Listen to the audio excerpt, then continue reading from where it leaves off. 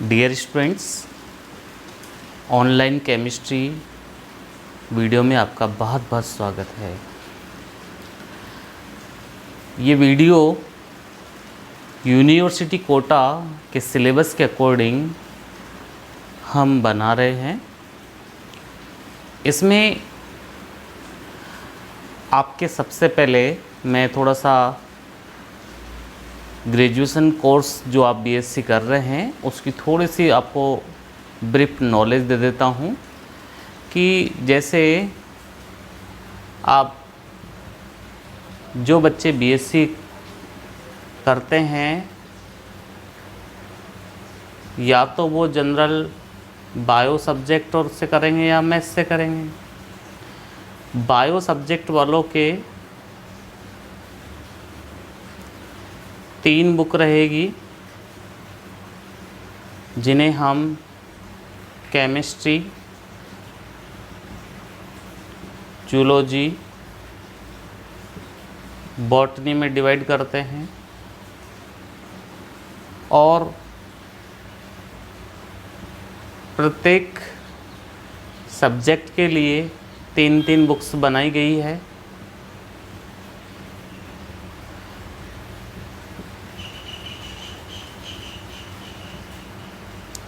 ऐसे 3-3 बुक बनाई गई है। इस तरह से 9 पेपर तो केमिस्ट्री, जूलॉजी, बॉटनी के हो जाते हैं। इसके अलावा कंपलसरी के हिंदी है, इंग्लिश है, कंप्यूटर है और एनवायरनमेंट है। इनके 4 पेपर एक्स्ट्रा होते हैं। इस तरह से कुल आपके 13 पेपर हो जाते हैं। मैथ्स वालों के ये 4 पेपर तो कॉमन होते हैं, लेकिन इसके अलावा इनके भी मैथ्स में केमिस्ट्री होती है, फिजिक्स होती है और मैथ्स होती है। यहाँ केमिस्ट्री की टोटल 3 बुक होती है, फिजिक्स की 3 होती है, मैथ्स की 6 बुक होती है, लेकिन पेपर 3 ही होते हैं। चलिए हम बात करते हैं केवल केमिस्ट्री सब्जेक्ट पे, क्योंकि मैं आपको केमिस्ट्री ही पढ़ाऊँगा तो हम डिस्कस केमिस्ट्री के बारे में ही कर रहे हैं। चलिए बीएससी केमिस्ट्री से रिलेटेड हम बात करेंगे आपसे।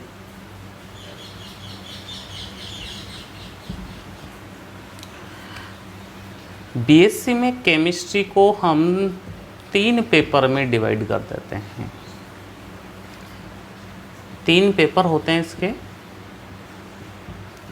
पेपर फर्स्ट, पेपर सेकंड और पेपर थर्ड, ये 3 पेपर होते हैं। Paper first in organic chemistry से रिलेटेड होता है। पेपर सेकंड ऑर्गेनिक केमिस्ट्री से रिलेटेड होता है और पेपर थर्ड फिजिकल केमिस्ट्री से रिलेटेड होता है। प्रत्येक पेपर 50 नंबर का होता है। 50-50 नंबर का पेपर होता है और इन तीनों का जो प्रैक्टिकल होता है वो 75 मार्क्स का होता है। तीनों को इंक्लूड करके प्रैक्टिकल लिया जाता है, वो 75 मार्क्स का होता है। और प्रत्येक पेपर में 5 यूनिट होती है। Unit first, unit second, unit third, unit fourth, unit fifth, ऐसे 5 यूनिट होती है। पेपर फर्स्ट में भी 5 यूनिट है, पेपर सेकंड में भी 5 यूनिट है, पेपर थर्ड में भी 5 यूनिट है। एग्जाम में इन यूनिट में से क्वेश्चन पूछने का पैटर्न भी फिक्स होता है। क्वेश्चन 3 सेक्शन में आते हैं। सेक्शन ए जिसमें हाफ मार्क्स के 10 क्वेश्चन पूछे जाते हैं, हाफ मार्क्स के 10 क्वेश्चन पूछे जाते हैं। एक यूनिट से 2 क्वेश्चन होते हैं, तो 5 यूनिट से टोटल कितने क्वेश्चन हो गए? 10 क्वेश्चन, यानी कितने नंबर के हो गए? 5 नंबर के हो गए। इन क्वेश्चन को करना कंपलसरी है, इसमें आप एक भी क्वेश्चन नहीं छोड़ सकते। ये आपका सेक्शन ए रहता है। सेक्शन बी, सेक्शन बी में प्रत्येक क्वेश्चन 5 नंबर के होते हैं और एक यूनिट में से 2 क्वेश्चन होते हैं जिसमें से केवल एक क्वेश्चन करना होता है। टोटल 10 क्वेश्चन आएंगे यूनिट 5 में से। टोटल करने कितने? 5 क्वेश्चन करने। एक क्वेश्चन का नंबर 5 है, तो टोटल मार्किंग कितने की होगी? 25 मार्क्स की होगी। अब चलते हैं हम सेक्शन सी पे। सेक्शन सी पूरी यूनिट में से जो 5 यूनिट है उसमें से 4 मेजर क्वेश्चंस पूछे जाते हैं, जिनमें से 2 क्वेश्चन करने हैं और प्रत्येक क्वेश्चन 10 मार्क्स के होते हैं। क्वेश्चन आएंगे आपके पास 4 क्वेश्चन, इनमें से आपको केवल करने कितने हैं? 2 क्वेश्चन करने हैं। एक क्वेश्चन 10 नंबर का है, तो 2 क्वेश्चन कितने नंबर के हो गए? 20 नंबर के हो गए। अगर हम इनकी काउंटिंग करेंगे तो 5, 25, 30 हो गए, 30 और 20 50 नंबर हो गए। ये पैटर्न केमिस्ट्री के तीनों पेपर्स में होता है।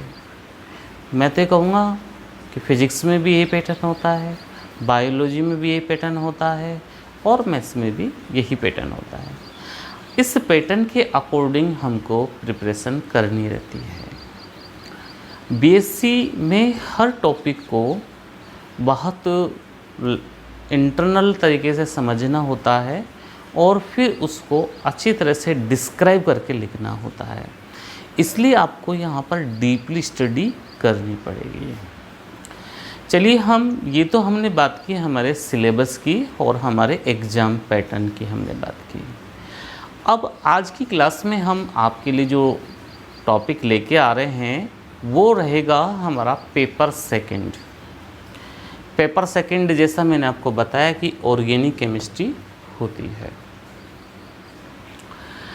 ऑर्गेनिक केमिस्ट्री में हम यूनिट फर्स्ट लेके आएंगे और यूनिट फर्स्ट का जो हमारा नाम है वह है संरचना एवं बंधन, स्ट्रक्चर एंड बॉन्डिंग। इसके बारे में हम यूनिट फर्स्ट में पढ़ेंगे। ओके, चलिए तो हम बिना समय गंवाए यूनिट के बारे में चर्चाएं करते हैं।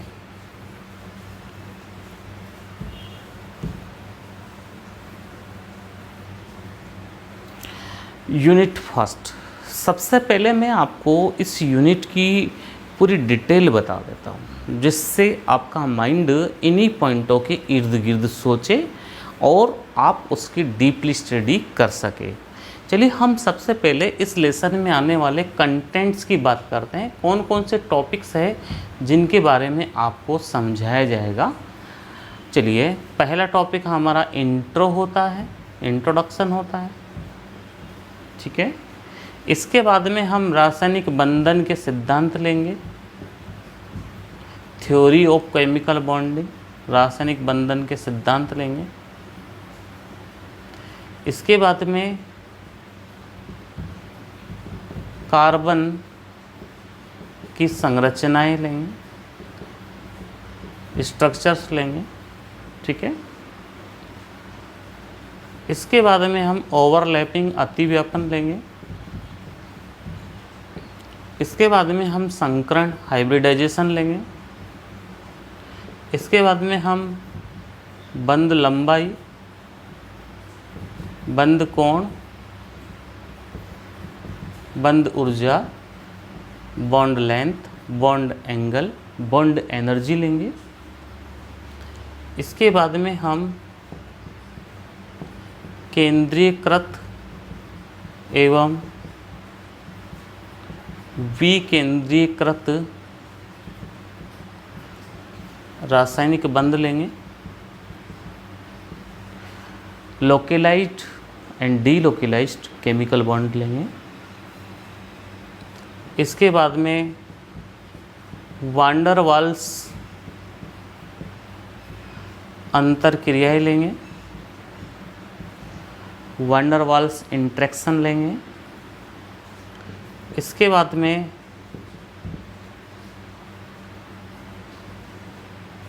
आवेश स्थानांतरण संकुल लेंगे, चार्ज ट्रांसफ़र कॉम्प्लेक्स लेंगे, चार्ज ट्रांसफ़र कॉम्प्लेक्स लेंगे। इसके बाद में हम अंतर्निहित यौगिक लेंगे,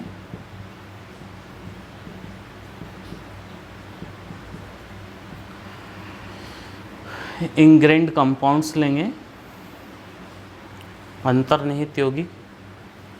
इसके बाद में हम अनुनाद लेंगे, रेजोनेंस लेंगे।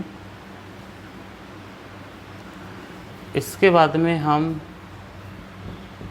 प्रेरण एवं क्षेत्रीय प्रभाव यानी कि इंडक्शन इफेक्ट लेंगे, इंडक्टिव इफेक्ट जिससे अपन बोलते हैं।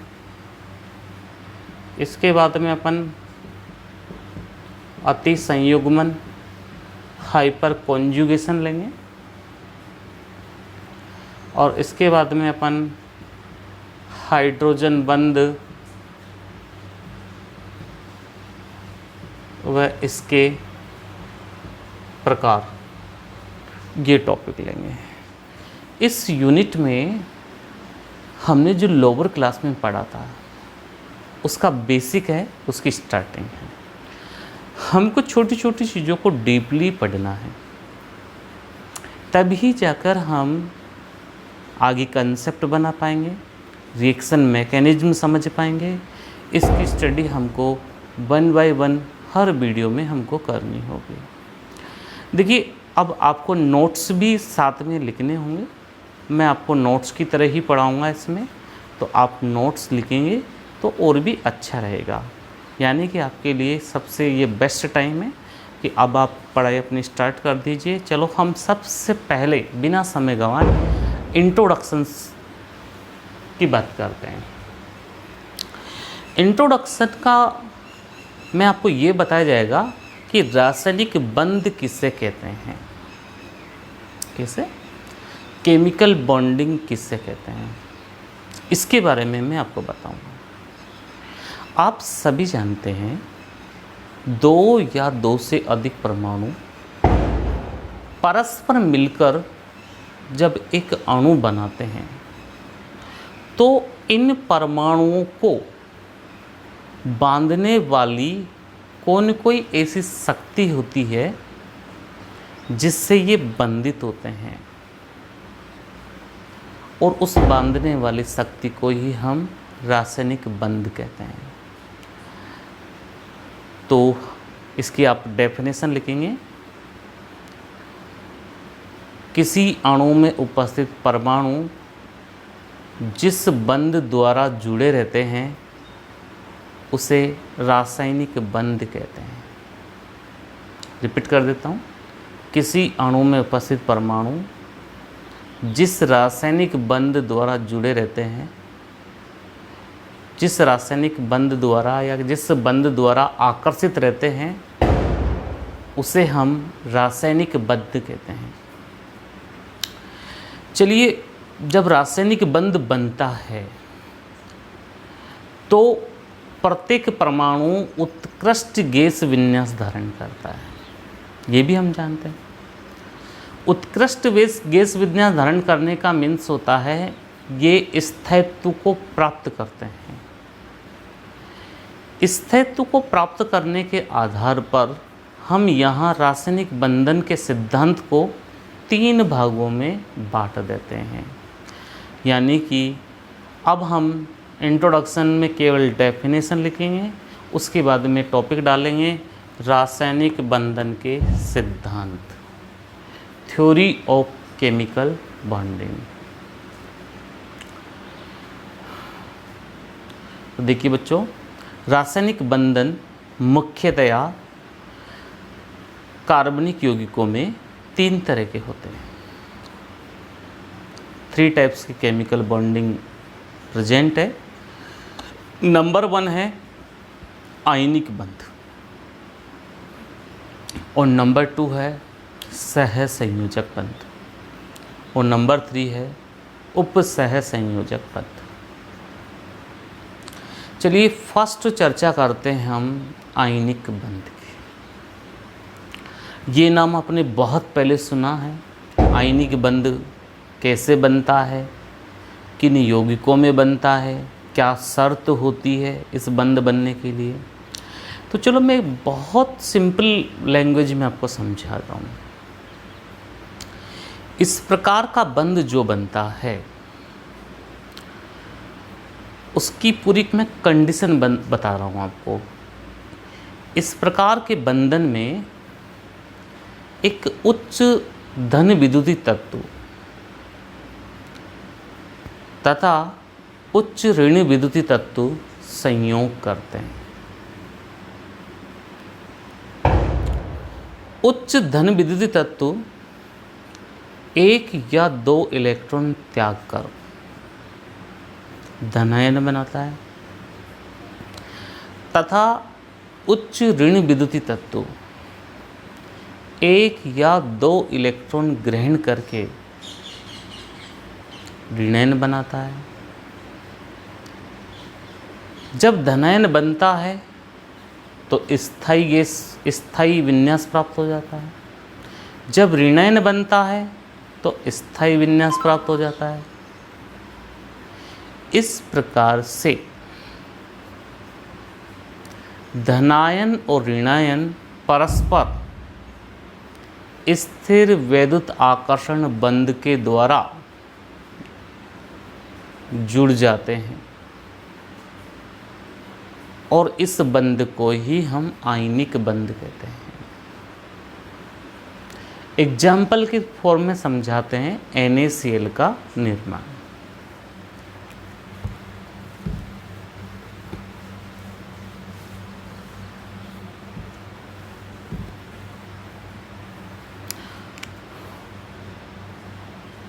NaCl का निर्माण देखिए NaCl का निर्माण कैसे होगा। सोडियम उच्च धन विद्युतीय तत्व है जिसका Z11 होता है।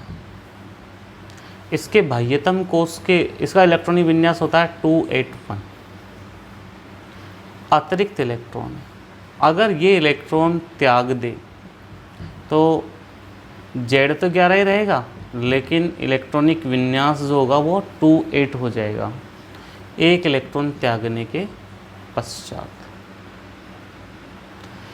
ऐसे ही क्लोरीन परमाणु उच्च ऋण विद्युतीय तत्व होता है जिसका Z17 होता है, इलेक्ट्रॉनिक विन्यास 287 होता है। अब यदि ये 1 इलेक्ट्रॉन ग्रहण कर ले, ये वाला इलेक्ट्रॉन अगर ये उच्च विद्युत ऋणी परमाणु ग्रहण कर ले तो आपके पास धनायन की जगह पर अब क्या बन जाएगा, ऋणायन बन जाएगा और जिसका इलेक्ट्रॉनिक विन्यास हो जाएगा 288। इस प्रकार से बने हुए धनायन और बने हुए ऋणायन के मध्य स्थिर वैद्युत आकर्षण बंध होगा। ये स्थिर वैद्युतीय आकर्षण से पास पास आएंगे और आयनिक यौगिक NaCl का ये निर्माण कर देंगे।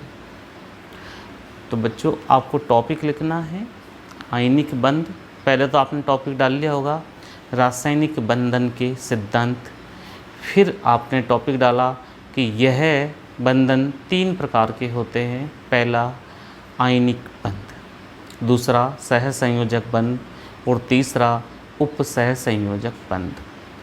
तो आप फर्स्ट आयनिक बंध यानी कि आयनिक बॉन्ड डाल लेंगे और इसकी आप लैंग्वेज लिखें। यह बंध उच्च विद्युत ऋणी तत्व तथा उच्च विद्युत धनी तत्व के मध्य बनता है।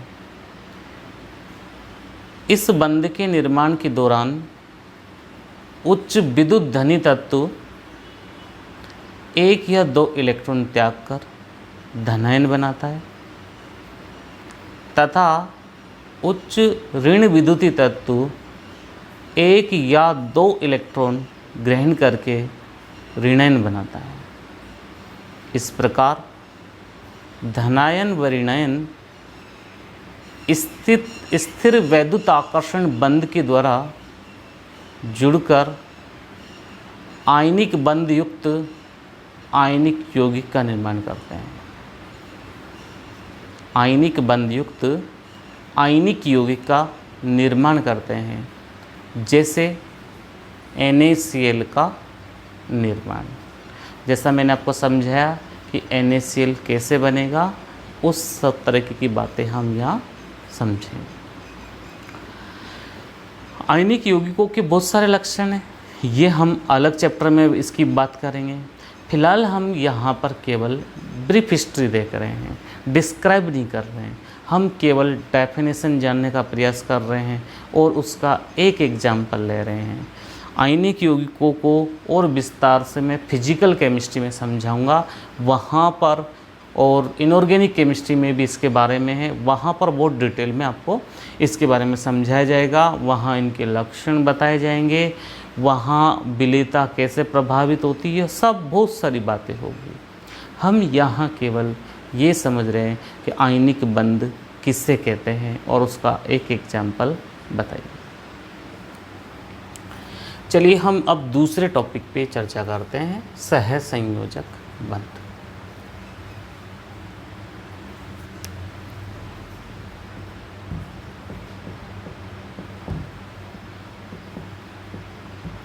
Covalent bond. कार्बनिक रसायन के हिसाब से ये बंध बात बहुत इम्पोर्टेंट है। इस बंध में क्या होता है, दोनों परमाणुओं के इलेक्ट्रॉन जो होते हैं वो साझा करते हैं। दोनों परमाणुओं के जो इलेक्ट्रॉन होते हैं, 2 भी हो सकते हैं, 2 या 2 से अधिक भी हो सकते हैं। 2 या 2 से अधिक परमाणु के इलेक्ट्रॉन साझा करते हैं और साझित युग्म ही बंध का निर्माण करता है। साझित युग्म ही बंध का निर्माण करता है। अगर साझित युग्म में 2 इलेक्ट्रॉन है तो एकल बंध बनेगा।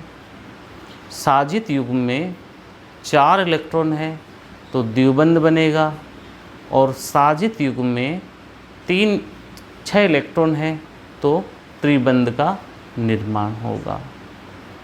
इसको हम भली भांति समझते भी हैं, यानी कि इलेक्ट्रॉनों के साझे के फलस्वरूप बनने वाला बंध, 2 या 2 से अधिक परमाणुओं के इलेक्ट्रॉन के साझे के फलस्वरूप बनने वाला बंध सहसंयोजक बंध कहलाता है। ये इसकी डेफिनेशन हो जाएगी। तो टॉपिक लिख के आपको इसकी डेफिनेशन लिखनी है। ओके, अब इसके मैं एग्जाम्पल आपको बता देता हूँ। जैसे हाइड्रोजन के बाह्यतम कोश में 1 इलेक्ट्रॉन तो दूसरे के भी में 1 इलेक्ट्रॉन, तो ये इसके 1 इलेक्ट्रॉन के साथ साझा करके अपना बाह्यतम कोश में हीलियम के समान विन्यास धारण कर लेता है। ऐसे ये हाइड्रोजन भी हीलियम के समान विन्यास धारण कर लेता है। तो अब ये साझा वाला एरिया हो गया जिसमें कितने इलेक्ट्रॉन है, 2 इलेक्ट्रॉन है। तो बंध कौन सा बन जाएगा, एकल बंध बन जाएगा। ऐसे ही ऑक्सीजन के मध्य जो बंध होता है, आप जानते हैं ऑक्सीजन के बाह्यतम कोश में 6 इलेक्ट्रॉन मिलते हैं, ऐसे 6 इलेक्ट्रॉन मिलेंगे। अब इसको अपना अष्टक पूर्ण करने के लिए केवल 2 इलेक्ट्रॉन की आवश्यकता होगी, तो ये 2 इलेक्ट्रॉन के साथ साझा करेगा। अब इस परमाणु का तो अष्टक पूर्ण हो गया, लेकिन इसका नहीं हुआ, तो ये भी इसके 2 इलेक्ट्रॉन के साथ साझा कर लेगा। अब साझे में कुल 4 इलेक्ट्रॉन आ गए, तो द्विबंध का निर्माण हो जाएगा। ये ऐसे द्विबंध का निर्माण हो जाएगा। लेकिन ये इलेक्ट्रॉन जो बंध बनाने में भाग नहीं ले रहे हैं, इनको हम लोन पेयर कहते हैं। इन्हें हम एकाकी इलेक्ट्रॉन युग्म कहते हैं। ओके, लोन पेयर कहते हैं। ऐसे अगर हम N2 की कैटेगरी को देखें, नाइट्रोजन में देखें, तो नाइट्रोजन में बाह्यतम कोश में 5 इलेक्ट्रॉन मिलते हैं। अब नाइट्रोजन अपना अष्टक निकटवर्ती परमाणु के इलेक्ट्रॉन से करेगा, तो इसको अगर 3 इलेक्ट्रॉन मिल जाए तो इस नाइट्रोजन का अष्टक पूर्ण हो गया। ऐसे ही ये नाइट्रोजन भी अपना अष्टक इससे पूर्ण कर लेगी। तो आप देख रहे हैं कि टोटल 6 इलेक्ट्रॉन काम आ रहे हैं। तो यहाँ बंध कौन सा बन जाएगा? त्रिबंध। और देखिए 2, इस पे भी 2 इलेक्ट्रॉन बच रहे हैं, मीन्स 1 लोन पेयर। इस पे भी 2 इलेक्ट्रॉन बच रहे हैं, मीन्स 1 लोन पेयर। इस तरह से हम सम परमाणु अणु में, विषम परमाणु अणु में सहज संयोजक बंध का निर्माण कर सकते हैं। तो ये एग्जाम्पल्स आपको नोट कर लेने, डेफिनेशन नोट कर लेनी है। अभी आपको इतना ही इनके बारे में जानना है। मैं अगले वीडियो में आपके लिए टॉपिक लेके आऊँगा उपसह संयोजक बंध और कार्बन की संयोजकताएं या संरचनाएं। ओके, थैंक यू जब तक के लिए।